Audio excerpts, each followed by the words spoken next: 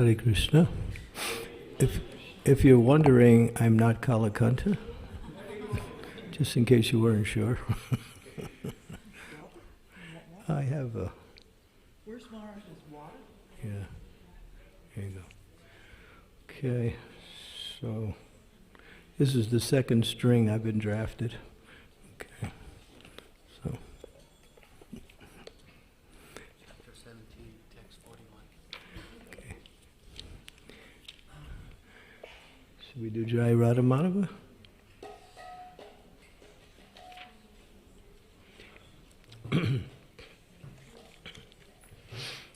Jaya Radha Madhava Kunja Bihari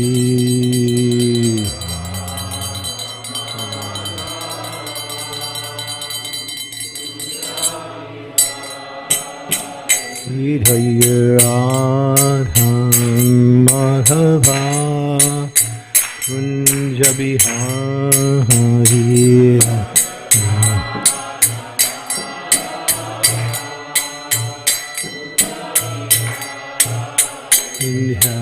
Gopi Janavallabha Giri Varadhani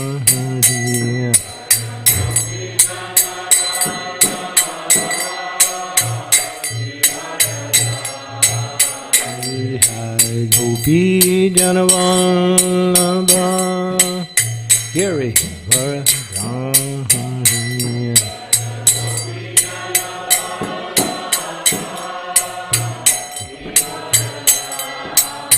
Yasodhanandana Rajadhanandhanaya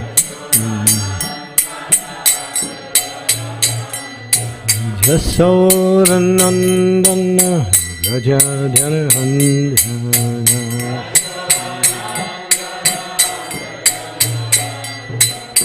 Jamuna Tira Havana Chahaya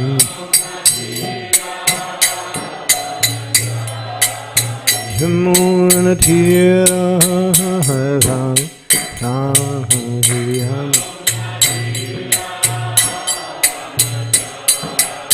Jaya Radha Madhava Kunja Bihari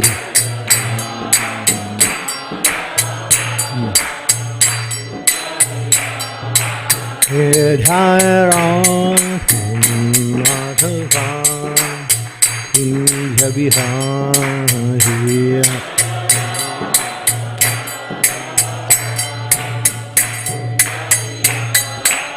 Jaya Gopi Janavallabha Giri Varadhani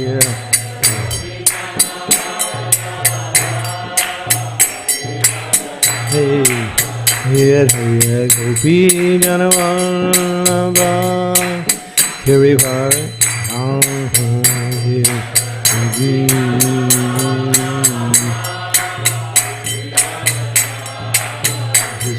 Purnandana Bhaja Janandhana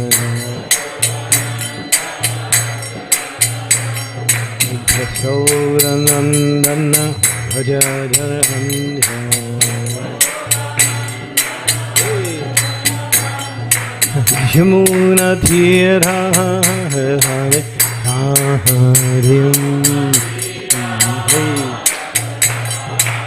Jamuna Tira Havana Rahanimu Radha Madhava Kunja Bihari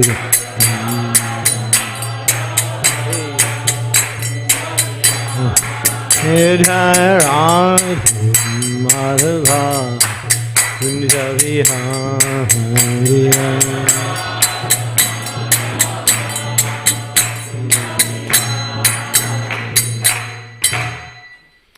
Srila Prabhupada ki jai. Om Namo Bhagavate Vasudevaya.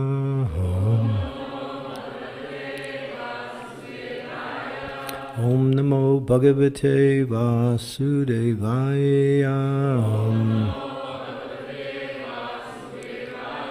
Om Namo Bhagavate Vasudevaya. So we're reading from Canto 1, Chapter 17, Punishment and Reward of Kali. This is verse 41. Ataitani na sevata Bubusu Purusha Kauchet Visasato Dharmo Shilo Rajaloka Patir Guruhu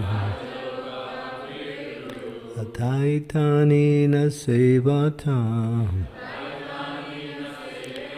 Bubusu Purusha Kachit Vise Sato Dharmo Shilo Rajaloka Patir Guruhu Atatani na sevata Bubusu Purusha Kachit Vise Sato Dharmo Shilo Rajaloka Patir Guruhu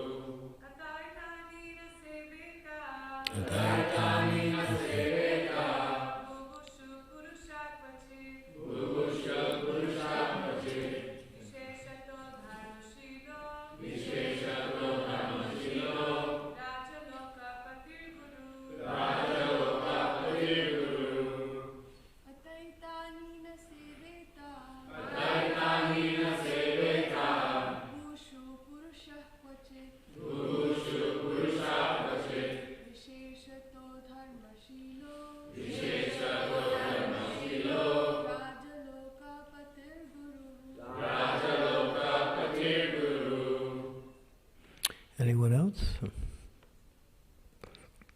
Ataha.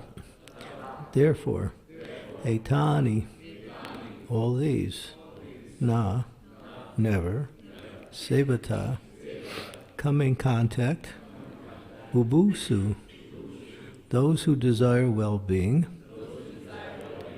purusa, person, kvachit, in any circumstances, visheshata, specifically, dharmashila, those who are on the progressive path of liberation, raja, the king, lokapati, public leader, guru, the brahmanas and the sannyasis. Translation, therefore, whoever desires progressive well-being, especially kings, religionists, public leaders, brahmanas and sannyasis, should never come in contact with the four above-mentioned irreligious principles. So those are the four principles that we follow. No illicit sex, no intoxication, no meat eating, no gambling, which establishes the foundation for our practice in Krishna consciousness. Srila Prabhupada's purport. The Brahmanas are the religious preceptors of all other castes, and the sannyasis are the spiritual masters for all castes and orders of society. So also are the king and the public leaders who are responsible for the material welfare of the people. The progressive religionists and those who are responsible human beings, or those who do not want to spoil their valuable human lives, should refrain from all the principles of irreligiosity, especially illicit connection with women. If a Brahmana is not truthful, all his claims as a Brahmana at once become null and void. If a sannyasi is illicitly connected with women, all his claims as a sannyasi at once become false. Similarly, the king and the public leader are unnecessarily proud or habituated to drinking and smoking. Certainly they become disqualified to discharge public welfare activities. Truthfulness is the basic principle of all religions. The four leaders of human society, namely the sannyasis, the brahmana, the king, and the public leader, must be tested crucially by their character and qualification. Before one can be accepted as a spiritual or material master of society, he must be tested by the above-mentioned criteria of character. Such public leaders may be less qualified in their academic qualifications, but it is necessary primarily that they be free from the contamination of the four disqualifications, namely gambling, drinking, prostitution, and animal slaughter.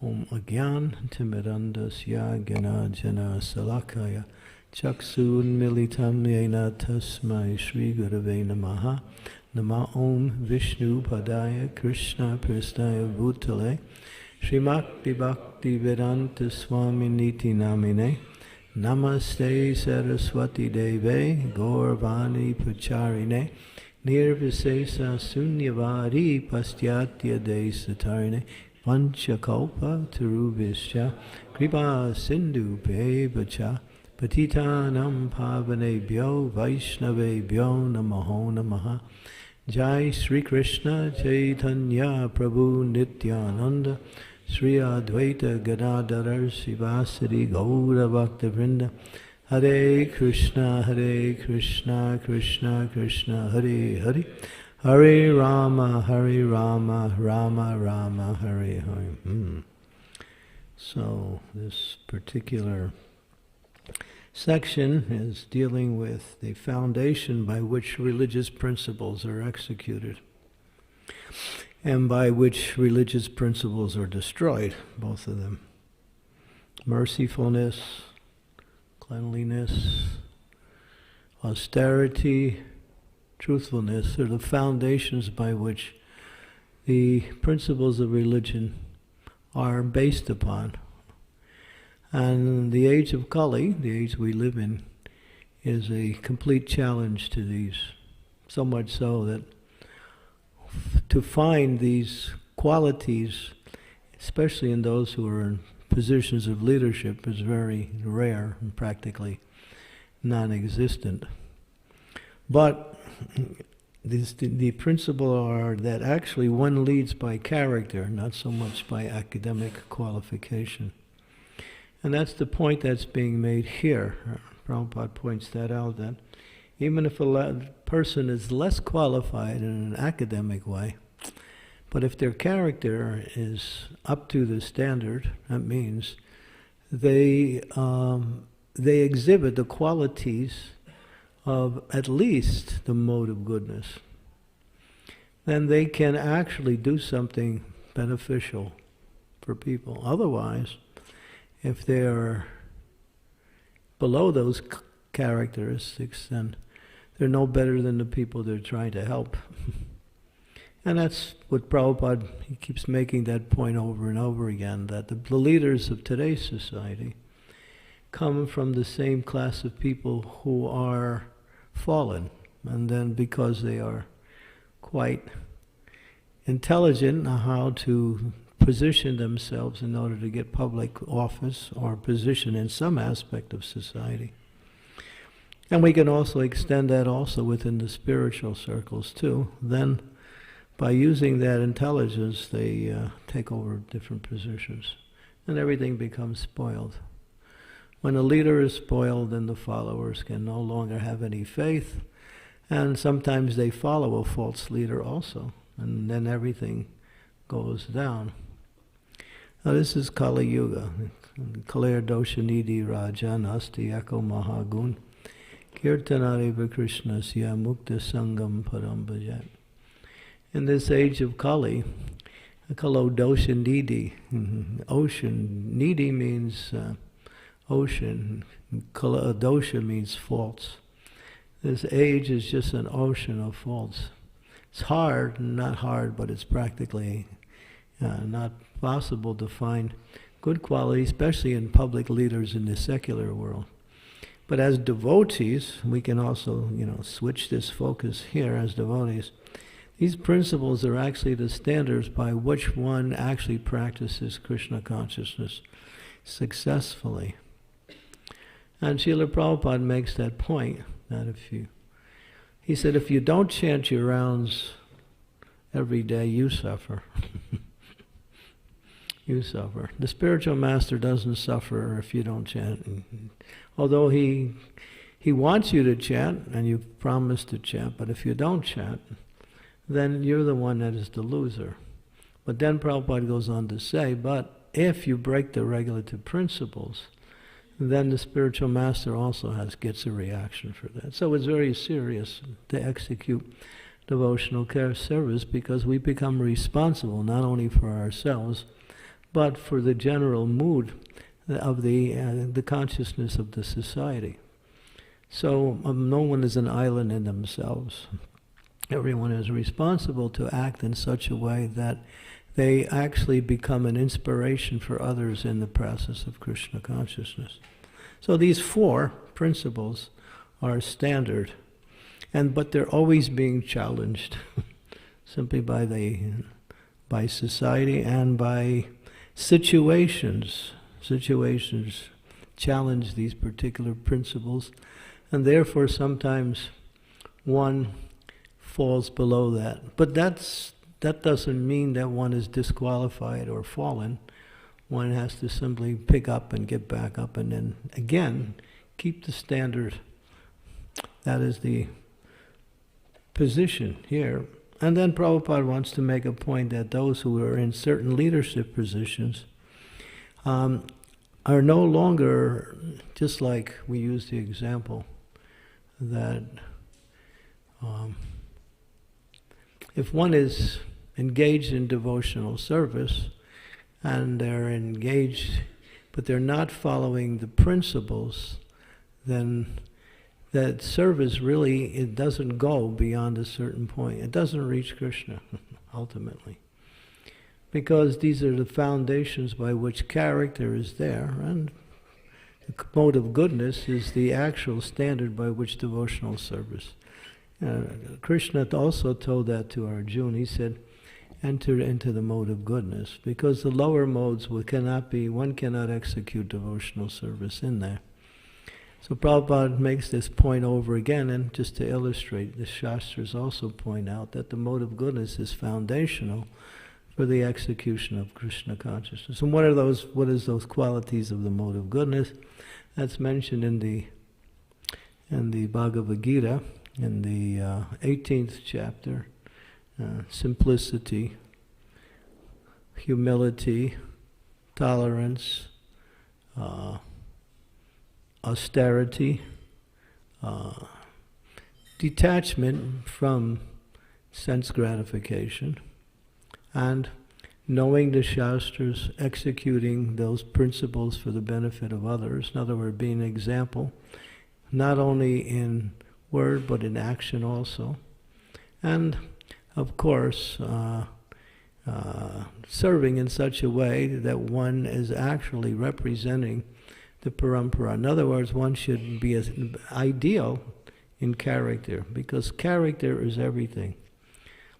Sometimes they say that people, especially the people in the material world, think that what you have and what you do is usually your position in society. That's, in other words, you're considered by your greatness or your popularity is by what you have or by what you do. But that doesn't apply in spiritual circles, nor does it apply in material circles, others, but that's the standard by which they have developed. Therefore, it says in And those in the mode of ignorance, they think, if I can get something, then I can do something. And if I can do something, if I can get something, then I can do something. Then I can be something. So get is first. In a mode of passion, people think, if I can do something, then I can get something, and then I can be something. And in a mode of goodness, if I can be something, then I can do something, and then I can get something. Of course, these are still within the realm. So you see how the modes work in such a way that consciousness is reflected by a certain ideal or certain focus in activity. But a devotee doesn't think in that way. A devotee thinks, if I can somehow or other please the Lord and please the devotees in the execution of devotional service, then that is the success of my Krishna consciousness. So that is the mood in devotional service, to please the Supreme Personality of Godhead, to please the devotees in the execution of our Krishna consciousness. But one cannot do that actually unless one is up to the standard. So these four principles are foundational. That one should avoid these sinful activities like the plague, we might use the example. That to follow these things, Prabhupada made a very interesting statement. He said, if you chant from the time you're initiated, and that if you chant 16 rounds every day and you follow the four regulative principles your entire life, you will go back home, back to Godhead. He made it very direct, that in this age especially, it's very difficult to keep that standard year after year after year after year. But how do you do that? Sadhu Sangha. That's what we're doing. Here's the important. Satam prasangam mama virya samvido bhavanti ritkarna rasayana kata. In the association of devotees, especially those who are fixed in Krishna consciousness, hearing and chanting the glories of the Lord is nectar to the ear and to the heart. And by that, one gets inspired, and that is, as it says in that verse from the Bhagavatam, then pure devotional service actually begins. So, as much as we can take that opportunity to associate devotees and hear and chant the glories of the Lord, in that association, we can be free from the effects of the material energy, because Maya is always finding ways to minimize or to dilute the process of devotional service. Prabhupada said Maya can never come at you full force, because she knows the devotees can see Maya face to face, but she comes through the back door. The back door is, just a little sense gratification here. It doesn't hurt. You're still a devotee. You're fixed. And why be so strict? That strictness will make you hard-hearted. You should be, nice guy, nice, and kind of go with the flow. Chat your rounds, be a nice person, and once in a while, take off and do something else. Get a break here and there. Marijuana is legal in some states. But of course, devotees don't think like that. But Maya is always finding ways to minimize or dilute the devotee's determination in Krishna consciousness. Therefore, in the association of devotees and hearing and chanting the glories of the Lord, it's like a wall that protects the devotee. Kali Yuga is just an ocean of faults. There's a beautiful story in the Mahabharata, which describes right after the battle of Kurukshetra. Yudhishthira had now accepted the throne. And now, being an ideal king, because in the Vedic culture, or the mood of a saintly king, as he sees the progeny, or the citizens of the country as being his children. He sees them in that way. And therefore, as a father would treat the children a king will also try to do everything they can in order to uplift the citizens, both in their material and spiritual practice. So Yudhisthira now had taken the throne, and he had decided that anyone who wanted to meet him could come and meet him at any time. Just come. And they put Bhima. Bhima was there. He was the secretary, and he would meet the people, and then if Yudhisthira was available, they could go in and speak whatever. And so that was set up. First person comes up and says, "Oh, Bhima, I have to see Yudhisthira. Something really amazing happened. I can't figure it out. Can I see Yudhisthira?" Bhima says, "Well, I think he's busy now. Maybe you can ask me." "All right. What is that?" "Well, I decided to build a nice garden.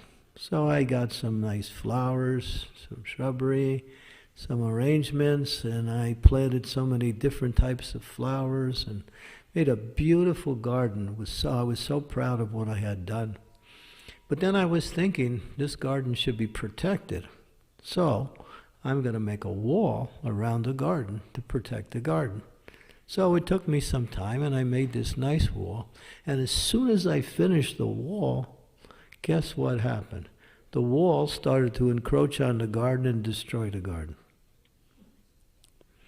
I made the garden nicely, and I made the wall to protect the garden, and now the wall is destroying the garden. Can you give me an explanation? "Oh, you should go in and see Yudhisthira." Next man comes. "Oh, Bhima, I saw something today. Actually, I did something today, and I need an explanation. Can I see Yudhisthira?" "Well, he's busy right now. Ask me." "Okay. Well, I had a bucket full of water, and I decided to take the bucket and pour it in as many cups as the bucket had. So I found 5 cups, just enough, and I filled the 5 cups nicely with the water. The bucket was empty, didn't spill anything. And then I took those 5 cups and put it back in the bucket, and now the bucket was only half full.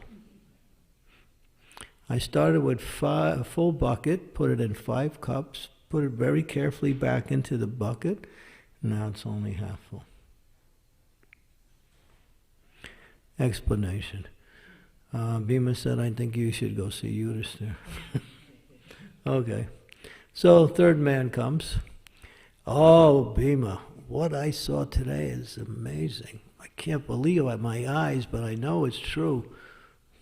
"Tell me." "Oh, okay." So there was this elephant, really big elephant. He was walking, and as he was going, he was coming right against a big wall. And he just kept going. He crashed through the wall. He went all the way through the wall, but he got almost through, and his little tiny tail, those elephants, they have those little tiny tails, got stuck. The whole elephant went through the wall except his tail. He couldn't get through. Can you explain? "I think you better go see Yudhisthira." Okay. Fourth man comes. "Bhima, most amazing thing happened today. Can I tell you?" "Yeah. I don't know if I can solve your problem. So far I haven't been so successful, but you can tell me anyway." "All right." So I decided to go to a place I'd never been before. And I just start walking in a direction I never went. And I was walking, and I noticed as I was going, the whole environmental scene started to change, and things started to become dark, and then I saw all these rock formations, and then I looked around, and everything looked so foreboding, and I looked all around, and all I could see was rocks in every direction. I didn't know what to do, and I got scared. It was starting to get dark. So I decided to get out of there. So I started to figure, what direction should I go? So I just started to run. And as I was running, I looked down on the ground, and out of all, there was only rocks around, but there was this little green creeper coming out through the rocks. So I decided, let me pull it. So I pulled the creeper, and as soon as I pulled it, amazing thing happened. All the darkness was gone, the mountains were gone, the sun came out, and everything was beautiful. Can you explain? I think you better go see Yudhisthira. So he goes in. After some time, Bhima comes in, and Yudhisthira's there. And nobody's with Yudhisthira. And so Bhima said, "Did you see those 4 men?" He said, "What 4 men?" "I didn't see any." "Oh, those 4 men. Those 4 men represent Kali Yuga. Krishna has just left the planet, and Kali Yuga will now come in full force." Bhima asked, "Can you explain their stories?" "Yes. The man with the garden. The citizens of the country will elect their rulers to protect them, but the rulers will destroy the citizens. You make the garden, the wall encroaches on the garden. The man with the bucket and the 5 cups. Yes, this is very sad. Parents, guardians, and others will do whatever they can to raise their children and to help them nicely, but the children will not appreciate their parents. They will always find fault. And so you have a full bucket, you give everything, and then when you try to put it back, you get half. How about the elephant? Okay. The elephant. Well, if you have money, you can get justice. If you're poor, even if you're innocent, no justice. So the big man, he can do anything because he has money, he can cover all his mistakes, he can buy justice. But if you're poor, even if you're innocent, you struggle. And sometimes you're victimized by that. The big elephant goes through, but the tail gets stuck. What about the last one?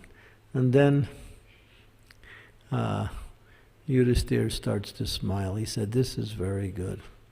He said, "In this age of Kali, there is going to be so many faults, but there is that one little green creeper he pulled out of the ground. That is the chanting of the Hare Krishna Mahamantra. Hare Krishna, Krishna Krishna, Hare Hare, Hare Rama, Rama Rama, Hare." So that is the bright light in this age of Kali, the chanting of the Hare Krishna Mahamantra. So that is our shelter, that is our protection against Maya, and that is our happiness in Krishna consciousness, and it's our purification of the heart.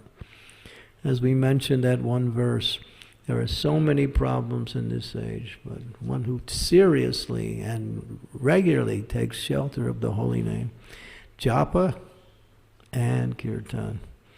Those who develop a taste for japa will develop a sweet taste for kirtan, and those who are enthusiastic about kirtan, they also look forward to japa. Theoretically. Of course, that doesn't always happen, but it should be like that. Because both of them are there, as Ayendra used to say, japa is like pills, tablets, and kirtan is like the direct injection. So this is why we're here this weekend to, of course, many of you live here, but those of us, thousands of devotees will be congregating for this wonderful program. So it's a chance to really go deeper into our Krishna consciousness and to associate with so many wonderful devotees. This is the essence of our spiritual practice. Chat, dance, take nice Krishna prasadam, read nice books about spiritual life, and go back home, back to Godhead. Forget about the rest. That's an oversimplification. It's like one of these old day classes you used to hear in the beginning, right? But I don't know so much. That's all I know is the holy name's everything. That's all I know. Any questions or comments? Anything? Yes, Mataji in the back there. Maharaj, I just want to thank you so much for an amazing, beautiful class. Very, very succinct and very rich with knowledge. Question is,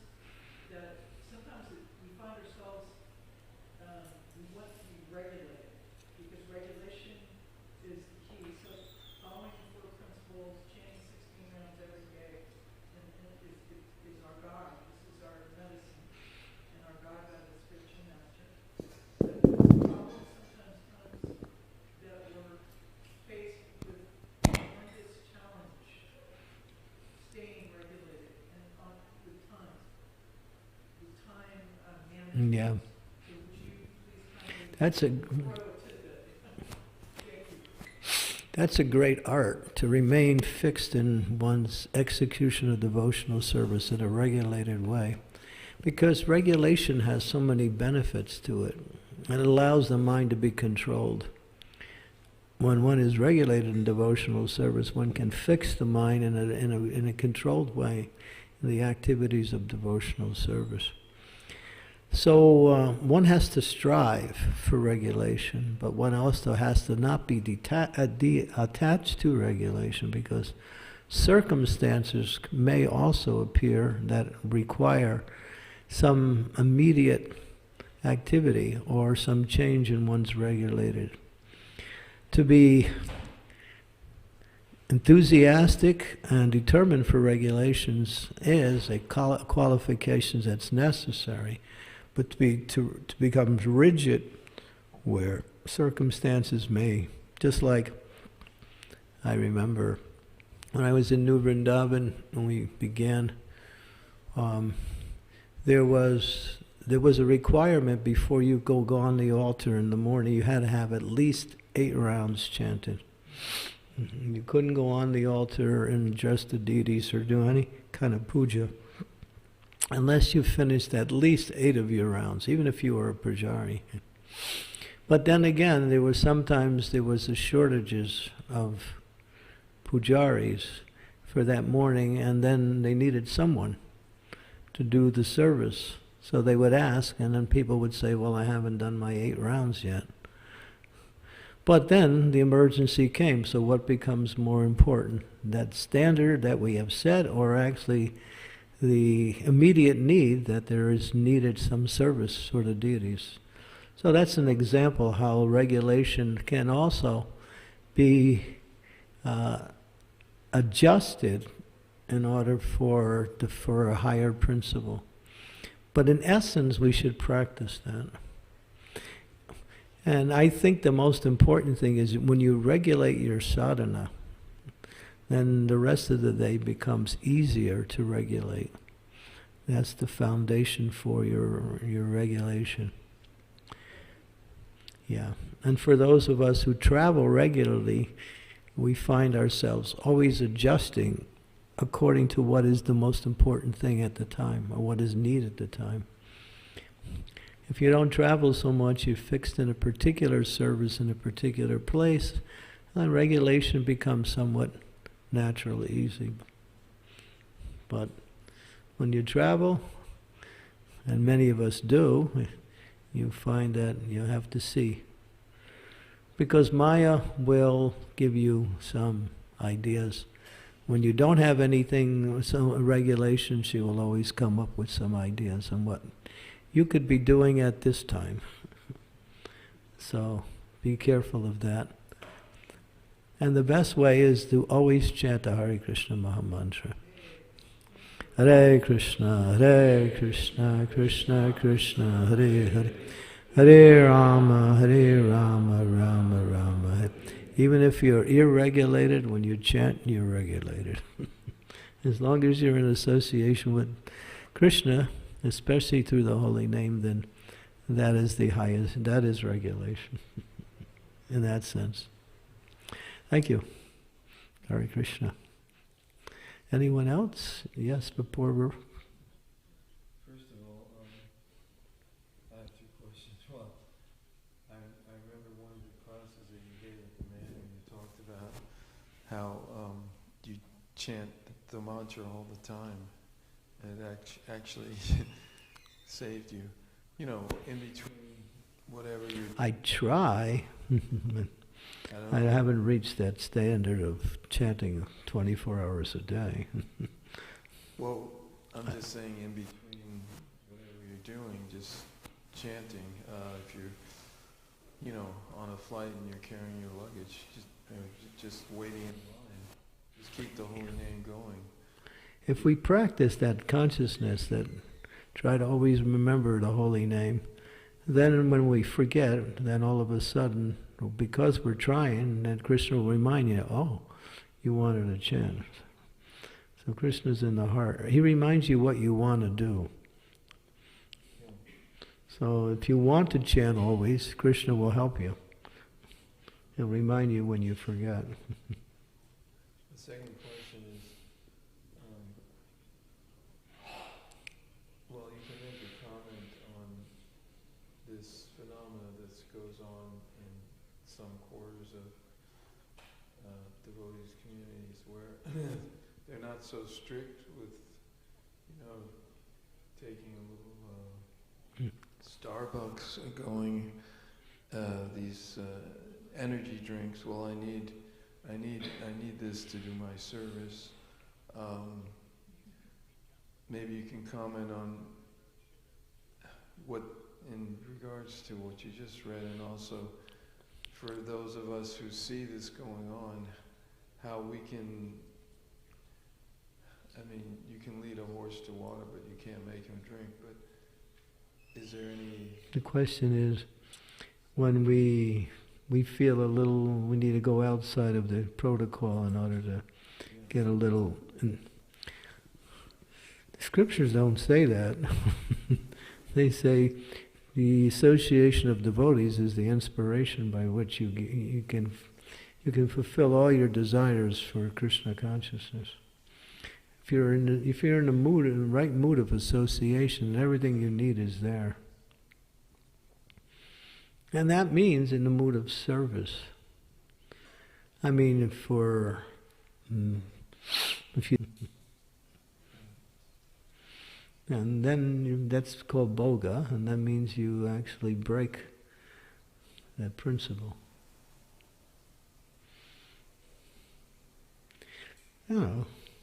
There's so many things you can take. Keep it within the realm of what is being offered. Keep it in the realm that what can be offered. We can't offer Starbucks coffee to Krishna. Although there's a lot of stars in there, it's still, you'll be seeing stars after a while. The comment comes back, you're just a fanatic. Yeah, it's good to be fanatic for the right thing. Yeah, we are fanatic. Yeah, if you know what is good, then be fanatic for that. Fanatic the word is used in a loose way. Fanatic means just something that you believe is right, and then you want to push it upon everyone else. But when something is right, it's been given by the authorities. To become a fanatic for that means that you're following the principles properly. Yeah. But we do it in a nice way. It's not like we become so, hard-hearted in doing these things. Yeah. We have a question over there by the wall. Yeah. Really fast, Maharaj, because I have a Swiss cheese brain. The comment here is that it has to come from a place of love, because if we're strict, but it's not with love, then we're looked at as a fanatic. But if you're loving, and that's why you're strict. You can be strict and still loving. That's right. Thank you. Strictness doesn't compete with the loving mood. It's just when you try to force it on someone else, then it becomes unpalatable. Be an example. That's the idea. Yes, question.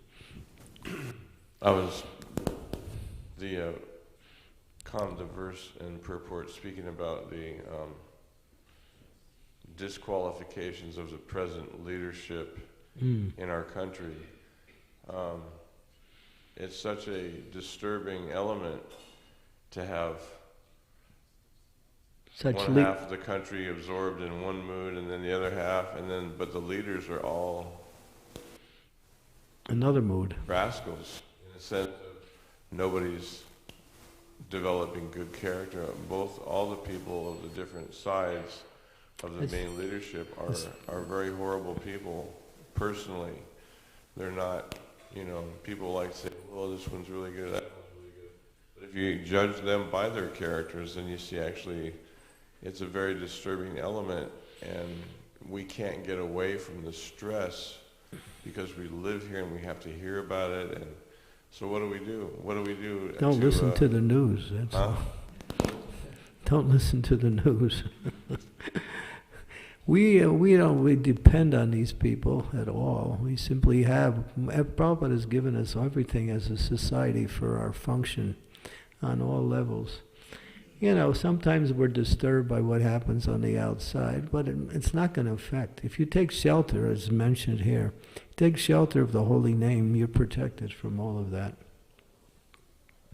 Krishna will give us protection from all of the negativity that goes around. It's this, when you buy into that lifestyle, then you also become victimized by that. So Prabhupada's whole program was to develop a lifestyle that was somewhat distinct from all of the influences that come around us. And what was that lifestyle? Prabhupada said, you know, build these farm communities. Build these farm communities, plant your, agriculture, cow protection, and become less and less dependent on the secular society for everything. Of course, there are still some, just like, if the electricity goes out and then there's no lights in the temple, so we're still dependent on what happens there. And we have to buy food, therefore when the prices go out and the inflation hits, then we have to find more money in order to get the same amount that we got earlier. So Prabhupada knew that all of this would eventually become more and more destructive to the quality of life, and therefore he said, build these farm communities. Still, we have these temples, and temples are very important. But he said the farms are for the grihastas, the temples are for the brahmacharis and sannyasis for preaching, making devotees in the cities and sending them to the farms. Idealistically, yeah, but in real life situation, America is not like that. Everybody lives in the cities and we all work. Yeah. So the farm thing hasn't really worked in terms of being realistic for most people. Most people depend on education and economy. That's a nice thing to say, but look at it, how many people are doing that? Practically no one, compared to the amount of grihastas there are in the cities. Yeah, that's unfortunate, but that's Prabhupada's vision for our society. He said it 50 years ago. He said... I'm not disagreeing with Prabhupada, I'm just saying the way things are is different. We haven't developed the farm communities. Yeah. Well, there's some effort in that, and there's individuals who are doing it in a smaller way, with a few families are trying it. But if we remain focused on this society, we might find ourselves in a very awkward situation. As time goes on, things are going to deteriorate more and more. So, yeah. Emphasis needs to be pushed in that direction a little bit more. Temples will go on, but still, for those who are family people and they require some resources in order to maintain the family, then you have to think, why do we have to become so dependent on the secular society for everything? That means we become influenced by whatever happens.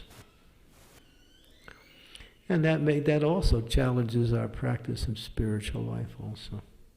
Because when we become too much absorbed in maintaining ourselves, then when we minimize or we don't have enough time for the real business in life, hearing and chanting the glories of the Lord, associating with devotees.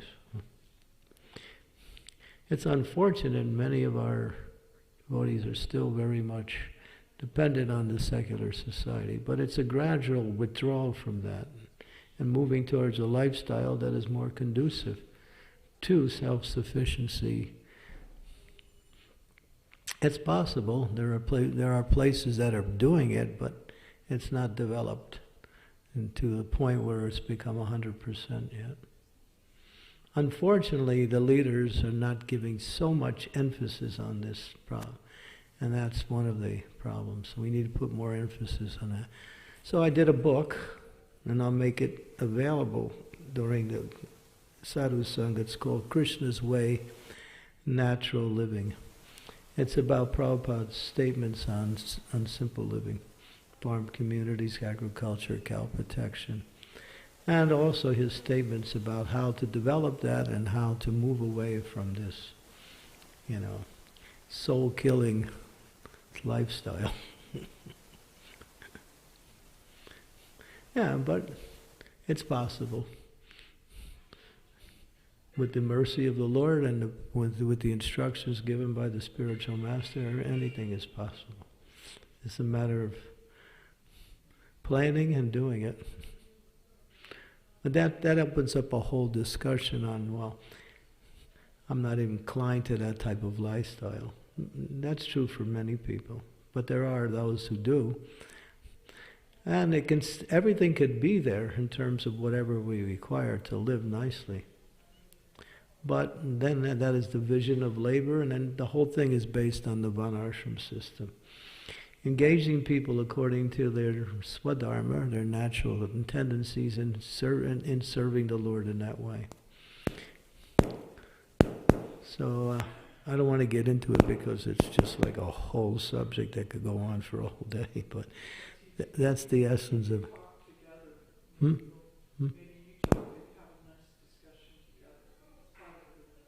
Yeah, anybody wants to talk about it more, I'm always available. And then of course... Well, I mean, our situation here, like for instance, we're doing the Sadhu Sangha festival because we don't have farms, we don't have big situations like that. So I think that our concentration on the city temples has to be more broadly opened up to give shelter to more people because we're not going to the farm. So we have Right. to come up with a second alternative. This Sadhu Sangha is a perfect example of that. That we don't go, we can come on the 3-day weekends and we can get surcharged. Instead of having to go all the way to India, we can come and Yeah, have the festivals. and that's important. The holy name is, the Yuga Dharma. It's the means for inspiring everyone towards devotional service and bringing people to the perfectional stage. Everything's there in the holy name. But then again, the social structure, how we live, is also, going to support or take away from our practice in spiritual life. I just wanted to add one quick thing. I agree with you 100%.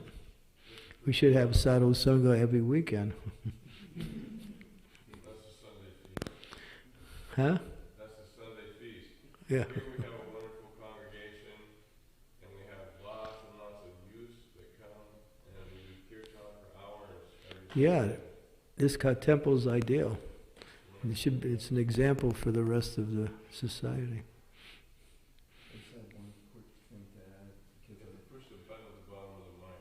There's a little button at the very bottom, and it'll turn it back on. Just 3 days ago, we were in New Vrindavan, and in the Prasadam hall, there's a nice sign that Prabhupada said, if you, by Prasadam distribution, you will dismantle the ill effects of Kali Yuga. So, and I think it's very wonderful what's happening here, and I think this is a great thing to remember, that Prasadam distribution is very potent. And Yeah, towards the end of Prabhupada's stay with us, in 1977, he made this comment over and over again. He said people in general are not able to understand our philosophy. Therefore, he said we should just emphasize prasadam distribution and chanting the holy name. It's not that we don't, we distribute, we write books, distribute books, and we encourage people to understand. But generally, for the mood of Kali Yuga, Harinam and prasadam distribution is the attractive force in this age. These two to be combined, yeah.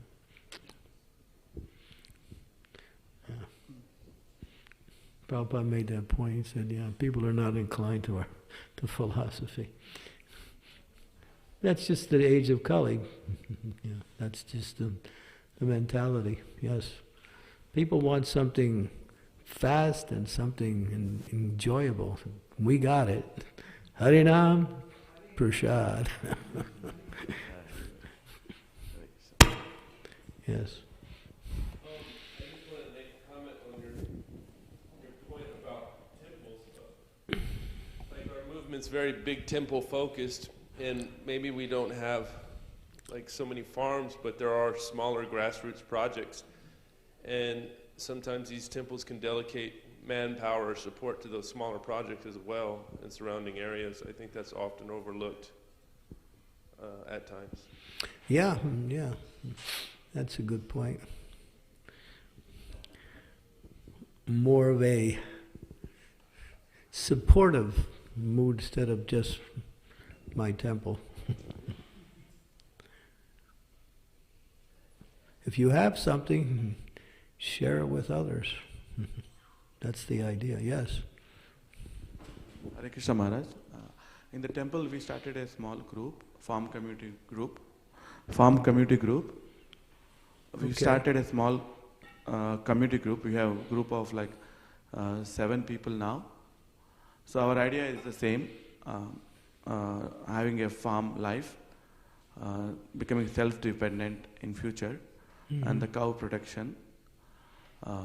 We have a couple of, as Prabhuji mentioned, we have a couple of projects where devotee purchase the land. Like some devotees purchased the same idea of Srila Prabhupada. They purchased 200 acres and some like 85 acres. But the thing is that they have purchased, but they could not do anything much because there is a gap between the land is available, but there's a gap between the people, the devotees, and the project. What is that gap? Yeah, that like one is we are not so experienced in this. Well, yeah, you can't do something unless you have an understanding of how to do it. And you also learn from example of those who have successfully achieved the same thing you're trying to achieve. You learn from perfection. Get an idea. It's not something you can just do. Many times we started farm communities, and after a while they failed because enthusiasm was there, but the way we approached the whole thing was different. Was wrong.